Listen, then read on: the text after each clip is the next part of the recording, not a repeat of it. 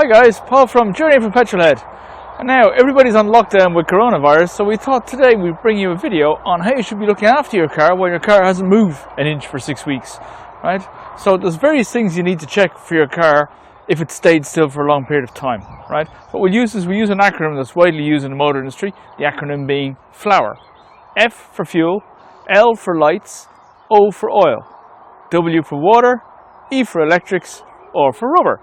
By electrics we mean battery level, and rubber is obviously the tyres. Now, on the fuel level, the fuel checking is quite easy. We won't show you how to do that. You turn your engine on, your fuel gauge will go up or down, and you'll know how much fuel you have. You should never really let your car go below a quarter tank of fuel, because what happens is there's a lot of sediment down the bottom of the fuel tank, and if you go all the way down to the bottom of your fuel tank, it'll be sucked up in your fuel pipes, it'll clog your filters, may damage your fuel pump. So as a rule, you shouldn't really let your fuel run all the way down to a very bottom level. The next thing we look at is lights. We'll check if they're cracked, we'll check if the bulbs are working. If you have an automatic, we'll show you how to check reverse lights if you're the only person there. Then we'll look at the oil levels. That's easy enough to check. How do you know what oil has been put in your car though? That's a real problem sometimes. If your car has been serviced, you don't know what the mechanic has put in. You got to put the right grade of oil in your car, you might have an issue. Then we will check water. So by water we mean both water for the washer fluid and water in the coolant levels. By electrics, we're talking about the battery. You shouldn't let your battery run low.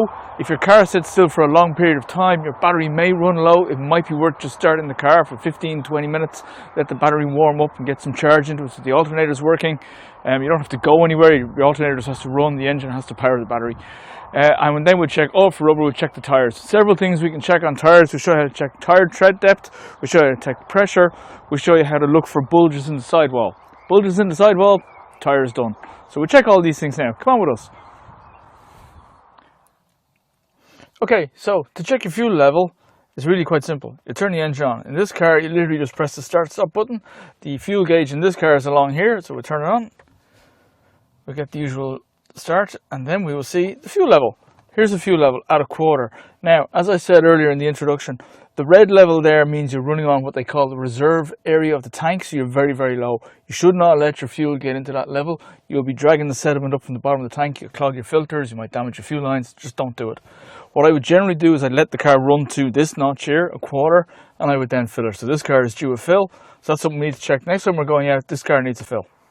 So, L for lights. Let's check the headlights. What are we interested in with the headlights? We're interested in checking that there's no scratches on any of the lenses, no stone chips, no big chunks, no broken glass. No, that all looks good.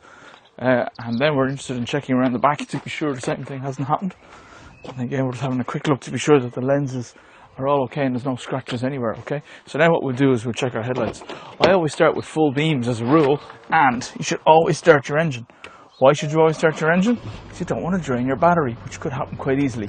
So if we set the lights to be full, turn the indicators on and turn the rear fog lights on at the same time.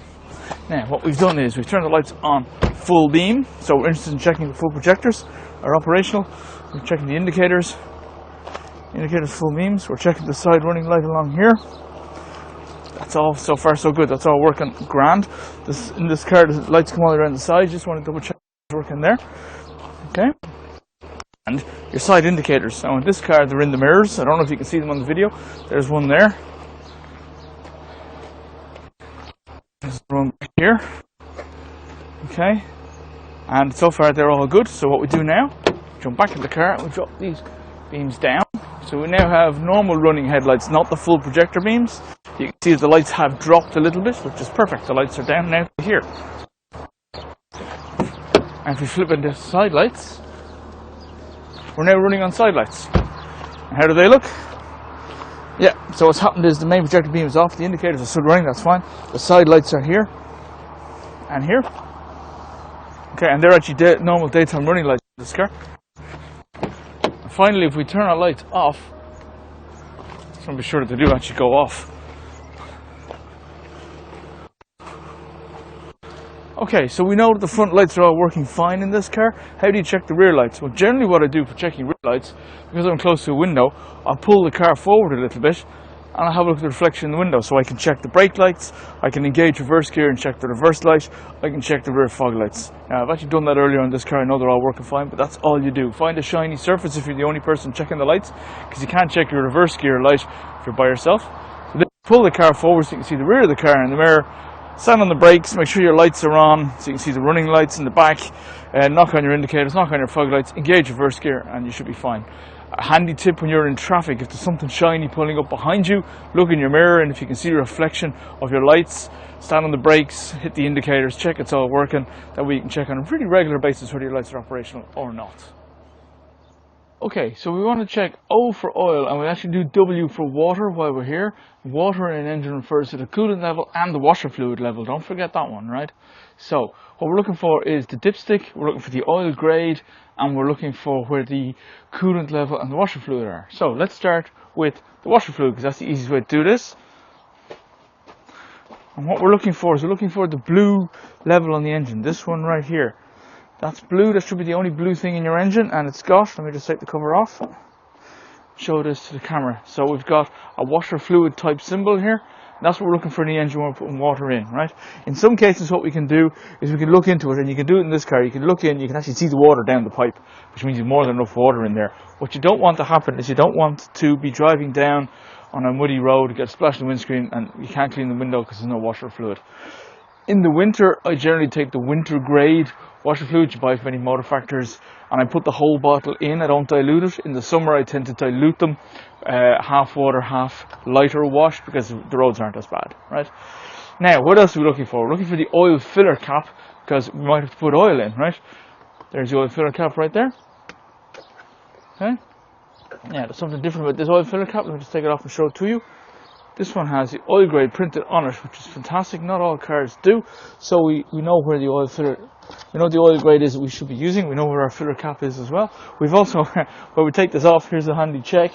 Be sure you've nothing that looks like mayonnaise around the filler cap or around the top. If that's happened, then you've got water and oil having mixed together. Water and oil mixed together is no good in an engine. It could be a head gasket blown, it could be a water leak somewhere. You don't want that. If there's mayonnaise around this and you're buying a used car, I tend to walk away if I see mayonnaise in the oil filler cap, because you don't know what the service history is like, right? Now, the other thing we need to do is find the dipstick. So here's the dipstick over here in this car. Now, how do we check our oil level? What you must do is you must be sure that the car has been sitting still and the engine is cold, or you're not getting a true level. The dipstick will give you a level of oil that's in the sump of the car. If the car has been moving, the engine has been using the oil, and some of the oil isn't in the sump, it's floating around the car. That's no use. What you want is you want all the oil in the sump. So this car has not moved in about a week, maybe a bit longer, which is perfect. So the engine is freezing cold, so we can check the oil levels. What we do is we take the dipstick out. You need a cloth for this. So we literally just pull out the dipstick. I generally grab it near the bottom. Alright, it comes out with an initial oil level, wipe it off. You're not sure it's a true indication, wipe that off. Right? It's now clear, and what we're interested in, if we look at this, you can see two little notches. That's the max level, that's the min level. Sometimes the dipstick will have a little indentation in it, but again you'll have a gap about this big, which is indicating the oil level, and you want it to be somewhere in the middle if possible. You don't want it too far over this. You certainly want some on it, you don't want it not showing at all. Let's see what we get. Put this back in and count to 10. 1001, 1002, 1003, 1004, 1005, 1006, 1007, 1008, 1009, 1010. Take it back out. Why are we doing that? To be sure that the oil has gotten onto the dipstick. Let's take it out and have a reading. Okay? And what we have here is we've plenty of oil in this car. It's 2/3 between the levels. That's totally fine. Wipe it off so it doesn't drop. You can also check the quality of your oil. This is a bit black, this oil. Now I know it's a diesel, so the oil will be darker. If your oil is too dark, it may indicate your car needs a service. So it's something to watch out for. Okay? So we've checked the water level, W. We've checked the oil level, O. We know where to put oil in. It's over here. In this car, we know the grade. That's handy. What we haven't checked is the coolant. So here's the coolant tank. If you look at the review I did on the Jaguar S-Type, this is an actual car, I show you how to check the coolant level in a Jaguar tank. Generally, what you can do is you can look down the side of the coolant tank, and there's grades here, and you can have a look at the min and the max. You can actually see the coolant tank here. There's plenty of coolant in this car. That's fine. But for the Jaguar, there's a trick with the Jaguars. What you literally do is you unscrew the cap, and inside there's a level gauge in there, right? There's a low one and a high one. Look at the S-Type 2.7 review, you'll see what I mean. And we know that there's plenty of oil, plenty of coolant in this, because we've checked this before. Now, there is one other tip about the coolant. What we don't want to do, there's two different colours. There's red/pink and there's blue. You don't want to mix your coolant. There's red in this one, that's what you should stick with. and mixing coolant is not a great idea. Now, how do you check the oil on an XF though? The XF doesn't have a dipstick, and some Audis don't have dipsticks either. There's a system on the dashboard without starting the engine that tells you what the oil level is if the engine is cold. We'll take you through that now in a minute. We'll also take you through how to find your oil grade level in your manual if it's not printed on the cap like it's printed here. Well, let's go do that now. Okay, so we're in the XF and we need to check the oil level. There's no dipstick in this car, as I said, so what you do is push the start-stop button without your foot on the brake. That starts the ignition. Then we have a dial display. It's currently showing fuel level. What we're interested in here is the trip button on the end of the stalk. If we push that, these sections here will move. And if we keep going, as long as the engine is not running, we get to the oil level, and that tells us how much we have. So what we're interested in here is we need a level OK, and we're going to see how far across the gauge that is. Right? If you have just started your car, this will actually not read for you. So if you're getting a scenario where it says level not available, it's the engine is too warm. So you have to wait till your engine is cold and then go ahead. The final thing we said we'd show you was the oil grade that the car requires. On some cars, so on the S-Type we looked at earlier, the grade is actually printed on the oil filler cap in the engine, which is very handy. On this XF, it actually isn't. So you take out the owner's handbook, and generally what I do is I look up oil. Oil, and there it says engine oil specification page 166. So let's go 166.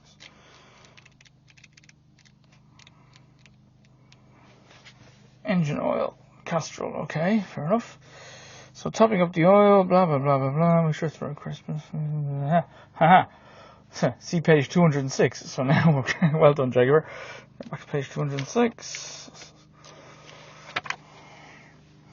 And this is what we're interested in. These are the oil grades. So these are the kind of things we're looking for here. 5W20, 5W30. This is a diesel with particulate filter.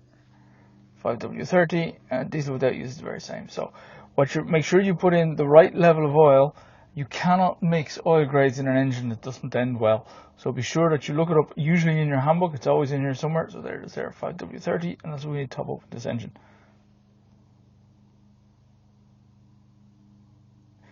How do you know how much to top up when you're putting it into your engine?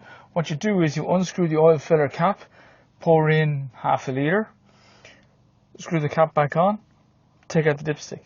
Wipe it clean, put the dipstick back in, wait for the 10 seconds like we showed you earlier. Take the dipstick out, the level will have changed.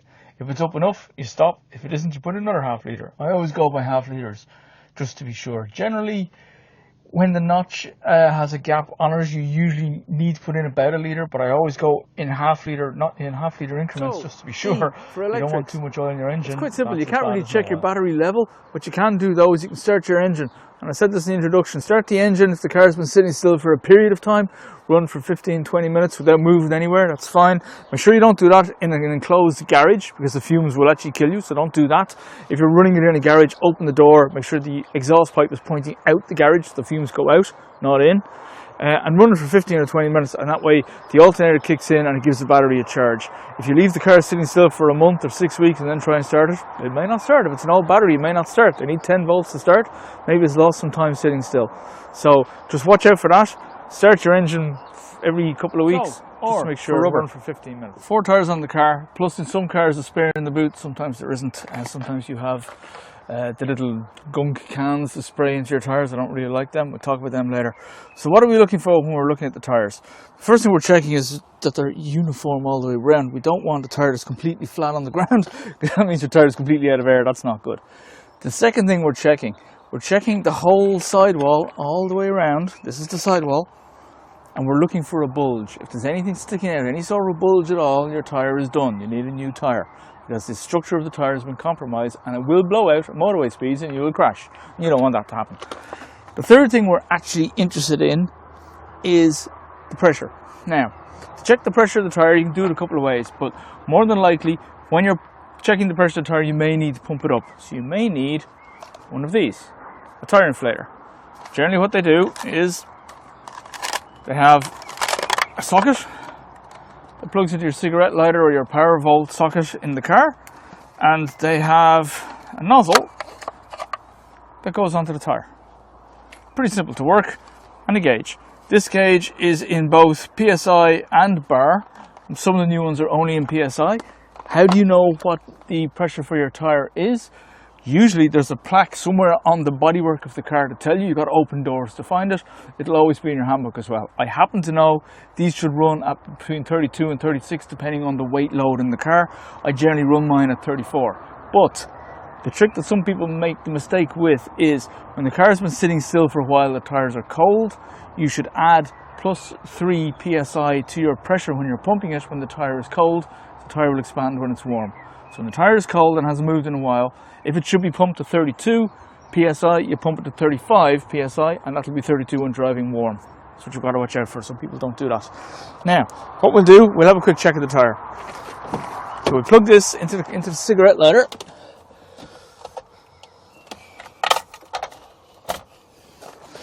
You can tell I've been in the petrol head game for a while. I still call it a cigarette lighter. It's really a power socket.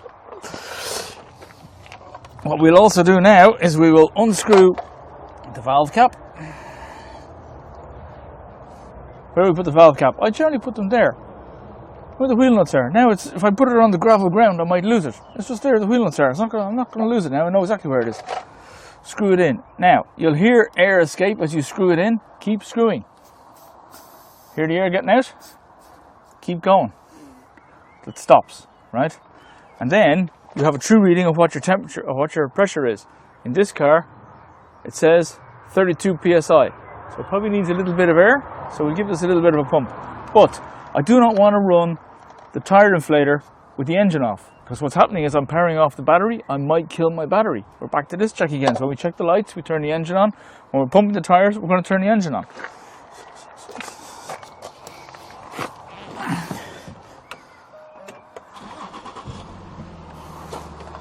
So now the engine is running. I'm not going to kill the battery in case I want to pump all 4 tyres. Now we literally flip this to on and we watch our gauge.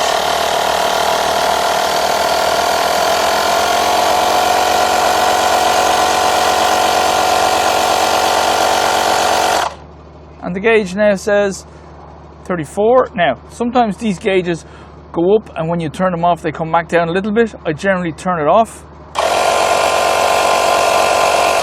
and turn it on for another little second to let the pressure stabilize.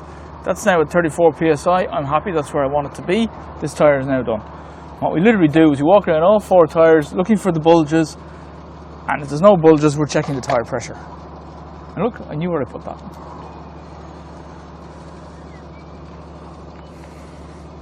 Now, some people don't know how to read the writing on the side of a tyre wall to understand what they're running.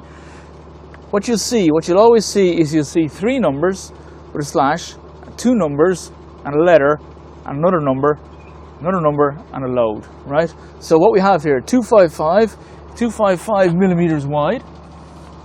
35 is the percentage width of the tyre that the profile is in height.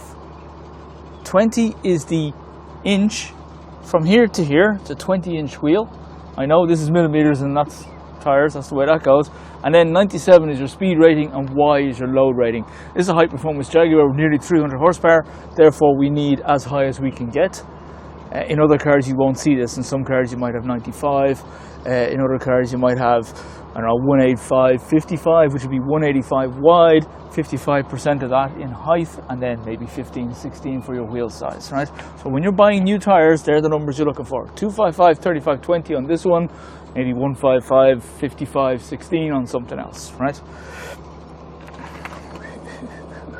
The other thing you're looking for, I don't know if this is going to come out on the video, you're looking for an E number on your tyre.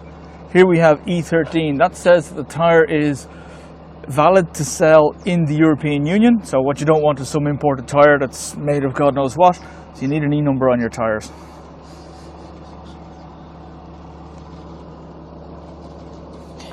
There's one last set of numbers that can be hard to find on a tyre. I've actually found them on this one. Unfortunately, they're upside down. Sorry about that, camera. But down here, there's 4 numbers in a line, and they say 2119. What that means is this tyre was made in the 21st week of 2019. So when you're buying a second-hand car, you want to find these 4 numbers on your tyre wall. Because what they tell you is when the tyre was made. So let's say you're going to buy a car 2010, 2011. 2010 or 2011 or 2012, what you want to do is find those 4 numbers on the sidewall, maybe they're, I don't know, 1708, which means the tyre was built in the 17th week of 2008. Is that good enough? You want to make sure your tyres are not 5, 6, 7 years old, because the rubber will have gone hard and will have perished. So look out for those 4 numbers. They can be hard to find on a sidewall, but that's what they tell you. The other thing we said we'd show you is how to check the tyre tread depth. So I've turned the wheels on the XF here beside me, and what you can see is you can see the gauges or the grooves in the tyre here. You can see the depth. How do you know how deep that should be? What you need to check is where there's a little notch. You can see the little notch just coming up. It's there, so over my finger. That is the minimum tread depth legally acceptable in your country, and what you want to be sure is that you have sufficient depth. So there's the end of it there. You want to be sure you have that gap here between your notch, which you can see here, and the actual tyre edge. Now, the other thing, you should look at all 3 or 4 of them going across. You want to be sure that the wear is even. If the wear is not even, your wheels will need alignment, because what's happening is the car is leaning on too much of the tyre. It should be evenly balanced, so all those gaps should be even and they look uniform on these tyres. Okay, so flour was fuel, lights, oil, water, electrics, rubber. What isn't included in that is windows and wipers. So you could do W for water, windows and wipers maybe. So what you'll note when you drive along is, in this car for sure, the windscreen is covered in dead bugs, right? Put the car through a car wash or wash it yourself, you may not get them off. I'll show you a trick to get rid of them now in a minute. The other thing you want to check is you want to check your wiper blades. A, they're not stuck to the windscreen, and B, they're reasonably clean, right? What I generally use for this is wet wipes or baby wipes, depending on what country you're in. A pack of something like this. Baby on the cover, gentle all over wipes. They're great for removing everything, right? Take one out of the pack, get rid of the pack, and I literally target where the bug is on the windscreen, and the bug is gone, right? Simple. There's 2 bugs gone in about 10 seconds. You can try and scrape them off with cloth and water, it won't work. This is quite simple, this gets them off very, very well, right? You just see the bugs. I just lift them straight off. So that's a handy tip for cleaning your windscreen, and I would strongly suggest before you go anywhere, especially if the car has been sitting still for a period of time, check your windscreen. It could be covered in bugs, right? Check your mirrors and check your rear window as well. You could have the same problem, right? Again, just wipe, nice and easy. And I do the same thing for the wipers. Fold it to a clean part of the wipe. Lift the wiper as much as you can. This being a Jaguar, it won't come up further. And just wipe it down the blade. That's what comes off the wipers.